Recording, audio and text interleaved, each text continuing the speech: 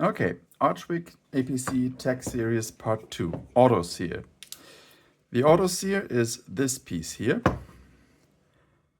Well, it's two pieces actually. It's this here in front, that lever, and the arm in the back, the one that's moved by this lever.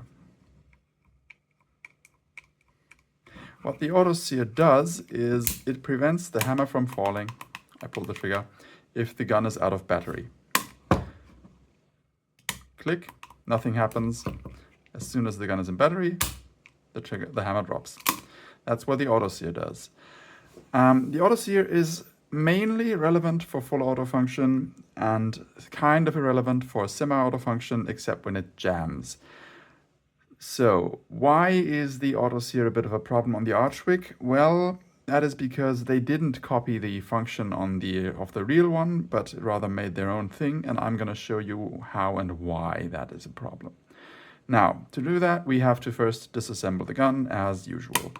I'm gonna skip forward for this, I think.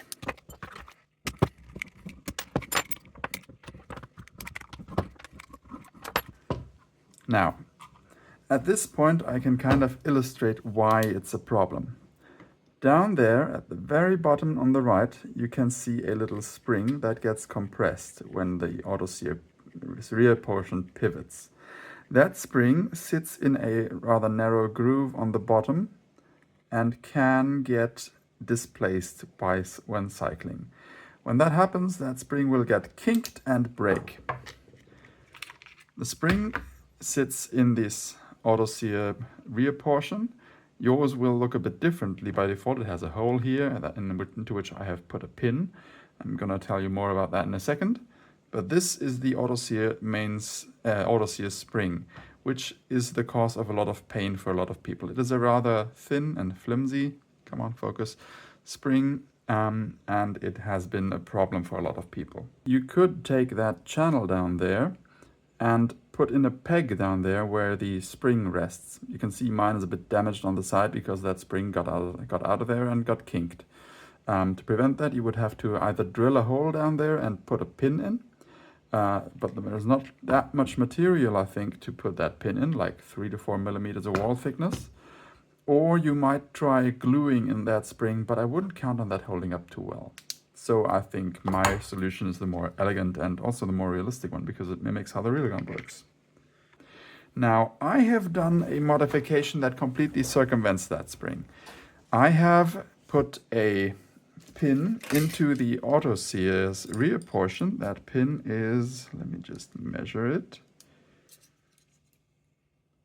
It is a 3 millimeter, I think, yeah, 3 millimeter knurled pin that I have punched into this hole and then cut off. And let's zoom in on this. Ground in a notch for the hammer spring to ride in. That is part 1 of this modification. Part 2 of the modification is taking the hammer spring and modifying it heavily to look like this. This is basically your standard hammer spring, except you remove it from the hammer and bend that left or that right side leg upwards and to the rear. So it forms a hook that goes over this protrusion in the end. You could file that notch a bit deeper so it's more solid. You could leave more of a protrusion than I did. That is a bit narrow, but not too much, because otherwise it will interfere with the parts. What this does is that you don't need this spring anymore, because now the hammer spring itself is pushing down on this when it's cocked. Overall, it also makes the hammer spring weaker, so you will be more susceptible to get light strikes in the summer. Though, honestly, I haven't had any light strikes with this whatsoever, and it's been upwards of 35 degrees in the Celsius in the summer this year, so I don't think it's realistic that you will run into issues with light strikes on this setup. Let's put a bit of lube on it before I put it back together, because I haven't done that in a while.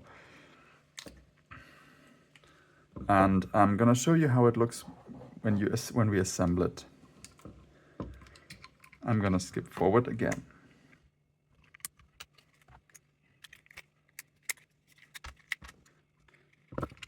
Let's go second.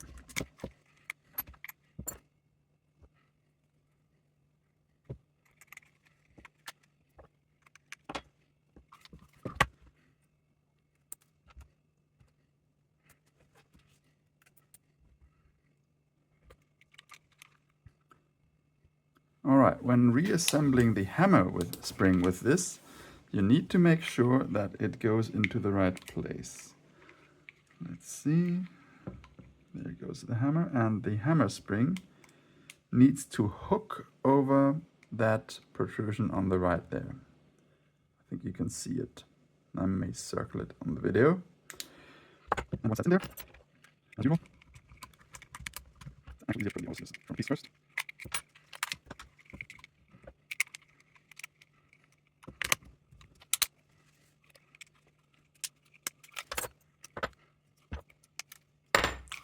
Okay, now it's back together like this. But as you can see, this is currently not under spring tension, so I messed up the placement of that hammer spring. I can see in there it is slipped underneath that peg, so I'm going to have to pull it up. In this case, I'm going to use my trusty knurled pliers. Just let's see if I can illuminate this. It was like this down there. Let's zoom in a bit. Yeah, I think you can probably see it. That's the hammer spring. And I need to pull it slightly up and yeah, hook it over there. And now it is spring loading the outer sear again.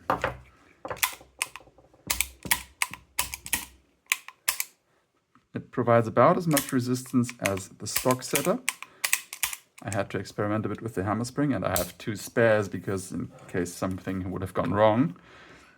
But I'm very happy with how this modification turned out, and I would kind of recommend it because it saves you the headache of the stiffer of the spring of the auto sear getting kinked, and it also makes for a lighter hammer spring, which has advantages when it comes to cold weather function. I hope this is interesting, and if you want to, feel free to try it yourself. I'm happy with it. But if you want to be safe, the pin is probably the easiest solution. Just make sure it protrudes 1 to 2 millimeters into the spring that goes down, and it shouldn't be able to move anymore. While I already have it apart, let's also look at changing the bolt lock lever, because that is a bit of a concern on earlier guns, and the updated bolt lock makes it a lot more reliable. So to do that, we need a 1.5 millimeter Allen key and unscrew this screw in the lower that holds the gas firing pin assembly. We do not need to remove anything else. We do not need to remove the fire control group at large. That screw, we could have done that later actually, but we also need to remove this pin from the bolt lock lever. Let me just tap it out with a mallet. Totally didn't hit my phone there, sorry about that. Then it just comes off with a bit of prying. And we can pull out, or push out rather, and then pull the bolt lock bar. Once we pull this out, damn it, where did that spring go? Oh, yeah, there it is. The spring for the valve knocker lock will either stay in there or stay in here, and the rest will come out. There's this spring to be mindful of that acts on the auto sear, on the bolt lock, and the bolt lock lever here. What you need to do is pull out the old piece that looks slightly different than this, but not too much, and put in this new piece with this sharp corner towards the top rear. Now, to do that, we make sure that this spring sits in there like normal, like this. Just put this on like that. Where's the one up there? Okay, we can also put in this first, obviously, and then fiddle in the spring, which is actually a lot easier. Then bolt lock lever just goes on there. Ah, right. It also runs on a separate peg. Forgot that that's a separate piece actually. The peg is not directional.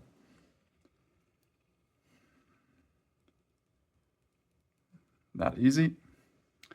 Then next thing is putting the valve knocker lock back in. For that, we put this in the left side of the channel, all the way to the bottom. Oop, don't lose it. Putting this on the right side, press in, lightly press in until it's in there. Then we take the whole assembly and slot it back into the lower receiver. Once it's in the lower receiver, we tighten that screw again. Don't over tighten it. It goes into a steel insert, so that's good. But that steel insert might not be as solid in there as you'd like.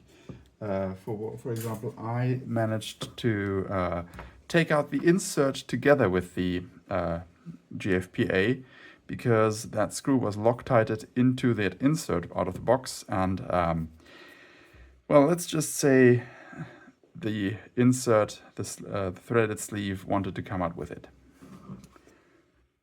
Then next we take the bolt lock lever, put it in. It will be tight, but once it's all the way through, it should engage on the bolt lock lever. Then we put on the other side, press those together. Yeah, ideally, you're probably going to need to use tweezers to get that pin started. Yeah, that should be good. From there, we can slightly push that pin in. Yeah, that's almost good. That pin is just held there by friction. You can add a dab of glue to it, but I haven't had it come loose at all. And now we are all back together. Bolt lock engages fine, either side, no matter where we pull it. Okay, hope that helps. Cheers.